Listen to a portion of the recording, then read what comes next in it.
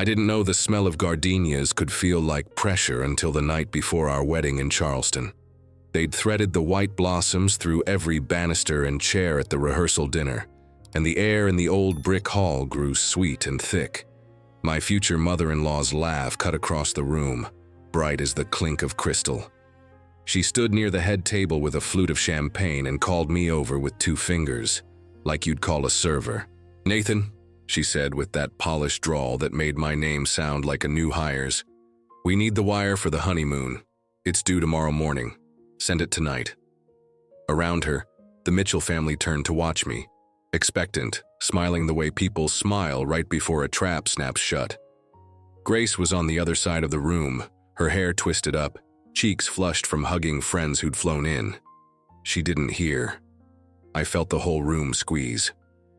Then I thought about a line I knew by heart, a line I'd stared at under a yellow desk lamp more nights than I wanted to admit, and I felt the pressure roll right off me. I promised myself, right there under the flowers and the eyes, that this wouldn't be another small swallow-it moment. If they wanted to test me on the eve of my wedding, I'd bring the test they wrote, and if I was going to see this through, I was going to do it out loud. I grew up in Lima, Ohio, in a 1-story house my father had poured the foundation for with his own hands. Summers smelled like cut grass and motor oil. My dad kept old coffee cans of screws lined on a crooked shelf in the garage, and we could fix most things between the 2 of us with a socket wrench and stubbornness. My mom ran the church bake sale every fall like a military campaign and taught me how to make pie crust with my fingertips, gently, like handling a bird. I wasn't poor, not in any way that mattered. We didn't have season tickets or summers at a lake, but we had Christmas lights and bar stools you could wobble and stories every night after the news. When my father got sick, I learned what it is to hold a hot towel on a stubborn brow and read the mail with a pen and a calculator. See how far you could stretch a month on a salary you could fit in your palm. I met Grace on a subway platform in Atlanta on a wet afternoon after work. She wore a blazer the color of strong tea and tapped her foot while she read emails. Like rhythm alone could push the train faster. I was a project manager with a construction firm then, boots still dusty by the time I set my laptop down. She worked in brand marketing, the kind that came with client dinners and fancy mock-ups of skinny bottles. A guy bumped her and sloshed her coffee, and I handed her a napkin I always kept in my jacket for lunch. She laughed, a short, surprised sound, as if she couldn't remember the last time a stranger tried to make up for someone else's mess. We got to know each other in patches between trains and meetings, the way you piece a quilt. My stories about job sites at dawn, the smell of pine when a wall goes up right, the soft panic of budgets and backup plans. Her stories about clients who could never decide on a color and the art of saying no politely. We ate dumplings from a place with fogged-up windows and walked around Grant Park after it rained, our shoes squeaking against the wet sidewalk. There was a night when she talked about her father's expectations and her mother's version of the world, how things looked mattered more than how they felt, and she cried in the soft way of someone unused to it, like crying was impolite but unavoidable. I handed her the same napkin, washed and folded, and she laughed through tears and called me a Boy Scout. Her family lived in West Palm Beach. Their house had more square footage than my high school gym, glossy floors, and a kitchen no one cooked in. When I met them for the first time, the room smelled like lilies and lemon oil. Richard Mitchell shook my hand with the firm confidence of someone who closes deals over lunch and expects to be liked. Carol, a sliver of a woman with careful blonde hair, smiled with her lips and looked me over like a suit that might fit if you pinned it in a few places. Grace's sister, Sloane, was haughty without trying, her gold bracelets chiming with each flick of her wrist. Her brother, Chase, had the effortless rudeness of a man who has never had to ask for ice. They were polite, but there were these small things. "You're in construction," Carol said, and it felt like she was commenting on the weather. "Project management," I said, which was true and also sometimes felt like the same thing. "I mostly sit with plans and schedules until they behave." "How useful," she said, in a tone that suggested we were talking about scissors. At dinner, Richard told a story about a golf course in Cabo, and when I said I'd never been, Sloane laughed as if I had made a joke. Grace squeezed my thigh under the table, an apology written in touch. Later, she whispered, "They'll come around." I told her I didn't need them to come around. I needed them to be kind. I said it lightly, and then, because I grew up with a father who insisted you meet people where they are, I went back the next night and remembered stories about my job that made Richard nod and say smart, in a way that felt like a rare medal. When we got engaged on a chilly morning on top of a hill in Asheville, the only witness a hawk wheeling in a sky so clear it felt like glass, we started making lists. We'd pick a city and a venue with wood floors and windows. We'd keep it intimate. We'd write vows that felt like us. The first call we made was to her parents, of course. The second was to my mom. The third was to a planner who came with a gentle voice and spreadsheets that could probably land planes.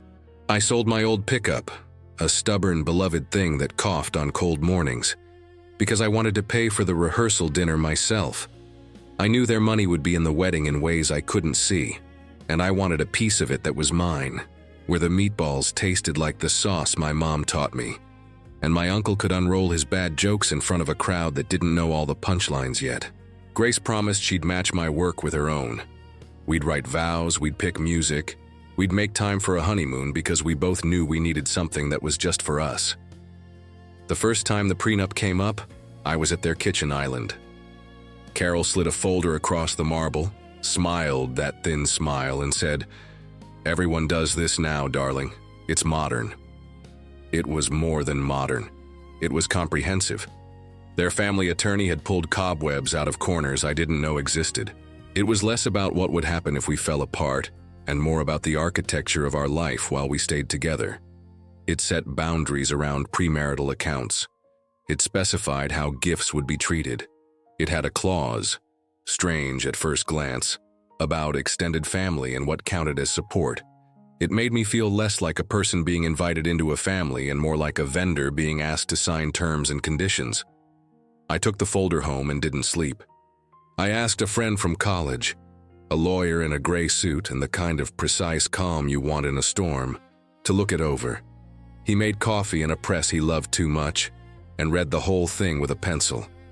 We made small changes. We added a line that seemed almost silly. We would honor our families without financing their lifestyles. We added a rule that any wedding costs beyond what we agreed to would be paid by whoever insisted on the upgrade. We wrote that the honeymoon was a joint decision, not a trophy or a performance. When I brought those changes back to the Mitchells, Richard signed cheerfully. "We believe in boundaries," he said, like someone announcing they believed in gravity. Carol's pen hovered a moment, and then she signed too. She tapped the page in one place and said, "Don't worry about that clause. It's just clarity." But clarity has a funny way of showing up later as courage. The months leading up to the wedding were full of invisible sandpaper. Carol adjusted the seating chart so that my mom and her best friend, who had taken turns sitting with my father when he couldn't stand alone anymore, were tucked near the kitchen door. Sloane insisted on a white dress code for the vibe, and then sent my mom a message suggesting she pick something less festive. Chase made a joke about union labor at the rehearsal walkthrough, and laughed when no one else did. When I sent in the song list for our little dance after dinner, some Motown, a bit of country my dad loved, a song Grace and I had danced to in our socks in our living room, Carol emailed the band with adjustments and CC'd me on it as an afterthought. "It's just small things," Grace would say, and I saw the tension at the corner of her mouth, the tug between loyalty and love. And I said, "I know. We'll pick our battles." One afternoon, the planner called me in a voice that was both kind and alert. "Hey, Nate, I need to confirm the additional invites your future mother-in-law added. It pushes us past what the venue can comfortably do. Also, I have invoices for some spa reservations tied to the wedding account and a catamaran deposit." "A what?" "A catamaran," she repeated gently. "For the day after, for the family." I was in my truck outside a lumber yard, and I could feel the heat coming through the windshield in a steady wash. The catamaran later turned into something they had started calling a family moon, a little float along the coast before Grace and I left for our trip. Then the catamaran turned into a conversation about upgrades for the honeymoon itself. "We have standards," Carol said, as if I had just suggested we sleep on a park bench. "When we tell our friends where you're going, we don't want to sound budget. It's a strange thing to be told the memory of your own wedding week needs to impress strangers at someone else's tennis club." Grace was in the room, cheeks bright and high. She said, "Mom," and that one syllable held all the time she had said it for other things, other encroachments dressed as concern. Carol looked at me over her daughter's head, all steel. "You make good money for what you do," she said. "Wire the funds. We can settle the details later." I put my hand on the back of a chair so I wouldn't do something my father wouldn't recognize in me. "The honeymoon is a decision for Grace and me," I said. "Of course," Carol said. "We've decided you'll pay for it." That night, under a lamp that threw a circle of gold on my kitchen table, I spread out the prenup again. Every page crisp, the legalese like a second language I had trudged through once and now could decipher, slowly. The line I had fought for, it was plain and simple. We would not use marital funds to subsidize extended family. We would not be obligated to underwrite their leisure. Upgrades insisted upon by one party would be paid by the insisting party. And the honeymoon was to be planned jointly, free from outside demands. The attorney had called it an enforcement clause, but when I read it now under that lamp, it felt like a match waiting for a strike. I went to bed with the document in my mind like a map. In the morning, I put a copy in my bag. The rehearsal dinner was loud in the way of rooms full of people who haven't seen each other in a while.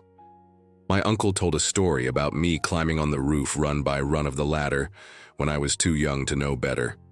Grace's college friends made toasts that sounded like poems. The food came out, heavy platters held by servers who moved through the narrow spaces between tables with Grace. I looked at the room and saw work, years of it on both sides. My mom chatting with Grace's family friends as if they'd known one another since school. Grace's dad cracking jokes with my cousin over bourbon. For a moment, I believed we had built a bridge no one would stomp on. Then Carol raised her glass and called for quiet. She did it with a charismatic sweep, and people obeyed.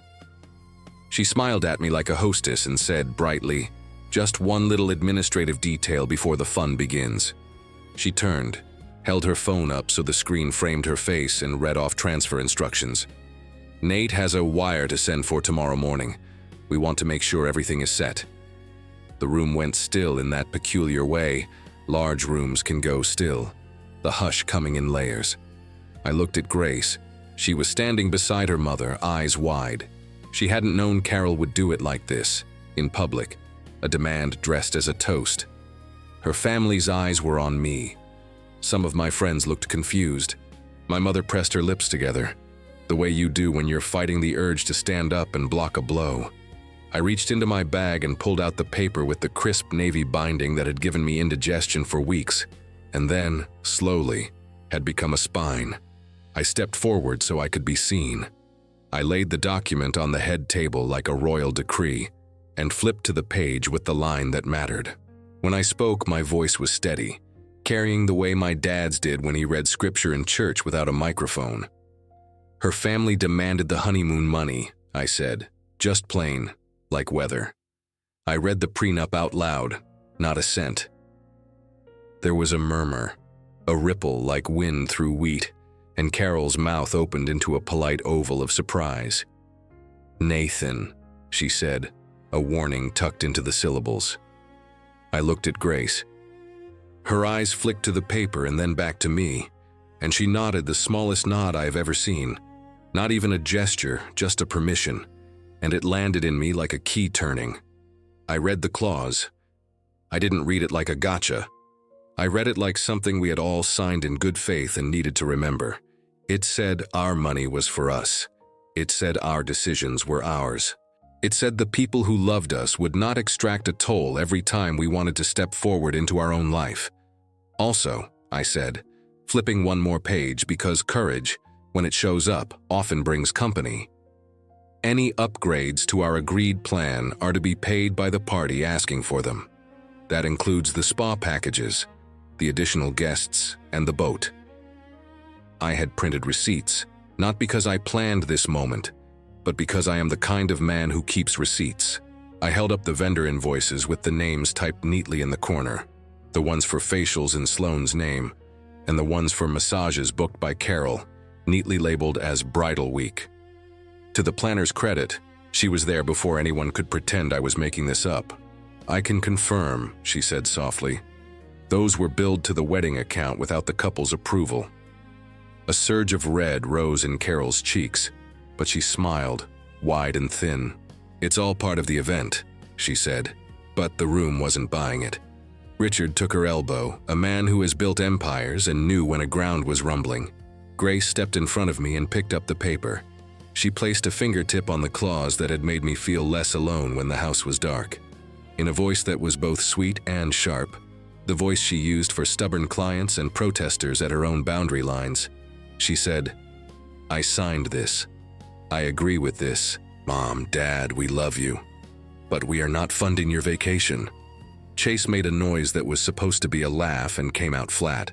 Sloane said something too quiet to hear, and then bit her lip. "You're embarrassing yourself," Carol said to me, a last dart. "No," my mother said from the third table.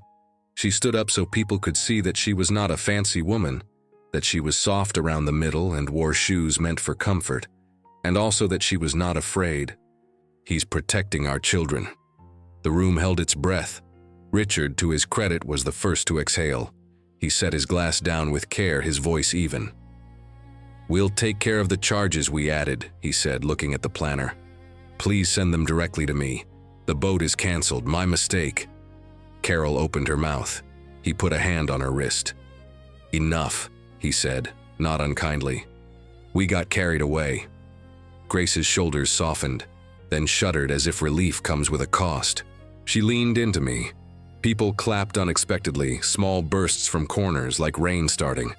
Carol turned that bright, brittle smile toward the crowd. "Let's get back to celebrating," she said. "Nate, would you like to say a few words?" "I just did," I said, and the room laughed for real, the kind of laugh that melts ice. We ate. We told stories. When the music started, my mother danced with one of Grace's uncles to an old song, and I watched tension drain away, like a tide going out, leaving wet sand and little channels in its wake. You'd think that would be the end of the story, that the line in the sand and the receipts and the hand on the wrist would fix everything. But people aren't lines on paper. They're weather. They change and bluster and clear. That night, as we walked back to the hotel, Grace's phone lit up. A message from her mother, paragraphs long, full of words like humiliation and "after all we've done" and appearances. We sat on the bed, shoes off, the city outside humming as if nothing important had just happened. Grace looked at me, eyes bright and raw. "Did we overdo it?" she asked. I wanted to say no so quickly it sounded easy. Instead, I said, "We told the truth out loud." I was tired down to my bones. If we can't do that now, when? She looked back at the screen. She typed a message that started kind, then firmed. She said we loved them. She said the honeymoon was ours to plan. She said the invoices would be handled, not by us. She said words I knew cost her in the old currency of her childhood, no. And then, this was Grace, the woman who believed in repair as much as boundary. She asked her mother to have breakfast with her the next morning, just the two of them. The next day, in a quiet cafe where the floor creaked and the coffee was strong enough to wake the dead, Grace and her mother sat across from each other and spoke in low voices. I saw them through the window as I walked past like a stranger on a street, my heart thudding in an old pattern, the one you feel when a doctor leans in, when a teacher says your name, when a woman you love is choosing how to be in the world. Later, in our room, Grace told me her mother had cried. Real tears, not strategized ones. She said she doesn't want people to think we don't have things under control, Grace said, rubbing the bridge of her nose. I told her control isn't love. What did she say? She said she doesn't know how to do this. She apologized. Then she said it felt like losing me. I tucked her against me, and let the silence be soft.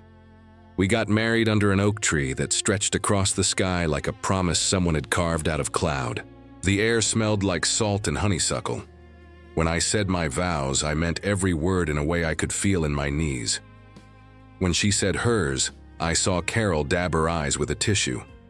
During the reception, Richard pulled me aside and said, "You're a good man, Nate," the words like a hinge creaking into a new position.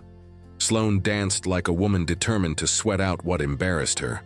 Chase got drunk and apologized to my cousin for the union joke. My mother laughed with Carol at a table by the window, two women with nothing in common but their children, and a desire to see them happy. After the last song, when the lights dimmed and the staff began clearing plates, Carol came over. She looked different without the company's eyes on her, small and human. She touched my forearm and said, "I'm sorry." The two words were a kind of gift. "Thank you," I said. "I know this isn't easy." She swallowed and then, in a voice I had never heard from her, said, "I was wrong." She glanced at Grace across the room, laughing with a florist about a flower crown gone slightly wild.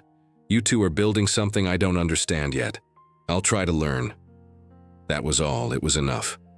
We did not take the catamaran. We did not fly to a place meant to impress other people. We drove instead. We threw our bags in the trunk of a rental that smelled like new plastic, and we pulled out of the city in our clothes from the brunch, hair still full of the scent of last night's shampoo. We headed north without telling many people where we were going. We stayed in a cabin near a lake where the water was clear as glass and a single dragonfly hovered over it like a punctuation mark. We cooked eggs at noon. We read paperbacks with ripped covers we found on a shelf by the door. We walked until our calves ached and lay on a flat rock until our backs warmed through. At night, the stars spread out like a tablecloth just for us, and I told her stories about my father's bad jokes, and she told me about the time she told a client no and meant it, and we fell asleep with the window open so the night sounds could come in, soft as a lullaby. On the second day, my phone buzzed with a bank notification I had forgotten to turn off. A deposit. I frowned, pulled the phone closer, and then laughed. The memo line said, "Correction," and the amount matched the spa charges and the boat hold. I showed Grace. She laughed too, then bit her lip and looked toward the water. "And this?" I asked, showing her a second message from her mother. The text read, "I'm proud of you. Have a beautiful honeymoon. We love you both." The ceremony was perfect. Grace's eyes filled. "I think that's as close to poetry as my mother gets," she said. We let the phone slip between us on the porch, a little rectangle of cold technology amid warm wood, and the buzz of cicadas and the smell of pine sap. Then we turned it face down and went back to being newlyweds. We came home to thank you notes and leftover cake. Carol sent a framed photo of us under the oak tree, the bow on the package tied too tight. Richard called me one afternoon and asked if I'd join him for a round of golf the next time we visited.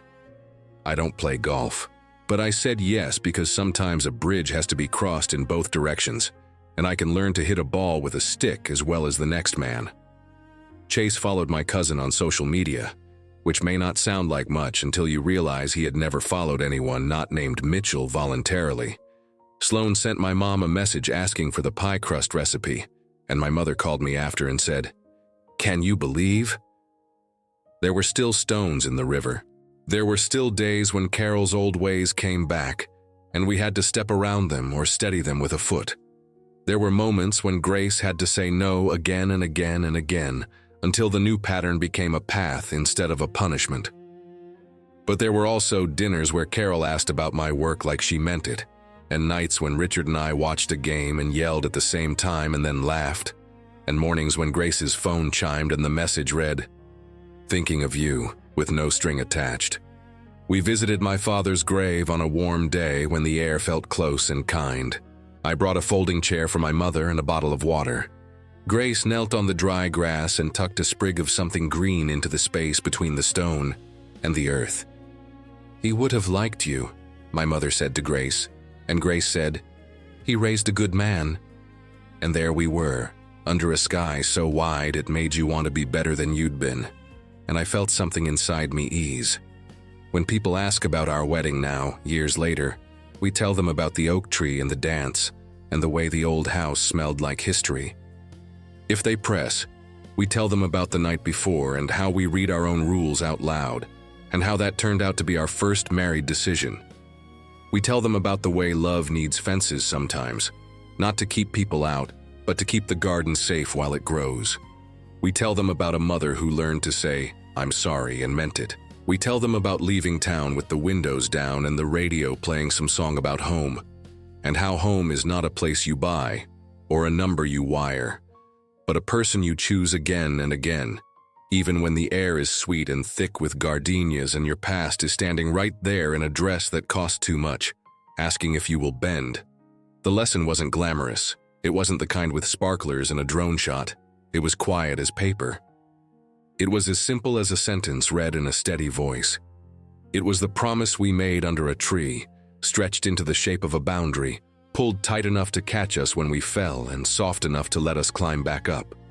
It was being brave enough to say not a cent when what we meant was, all of it is ours. This life, this love, this gentle, stubborn, ordinary joy. And if you're lucky and you apologize when you should and forgive when you can, the people who wanted you to perform will sit on your porch years later, their shoes kicked off, passing around a slice of pie, and you will look at the woman you married and think, we did not bend. We learned how to bow and stand back up together. Subscribe to the channel and share your thoughts about the story in the comments. See you in the next one.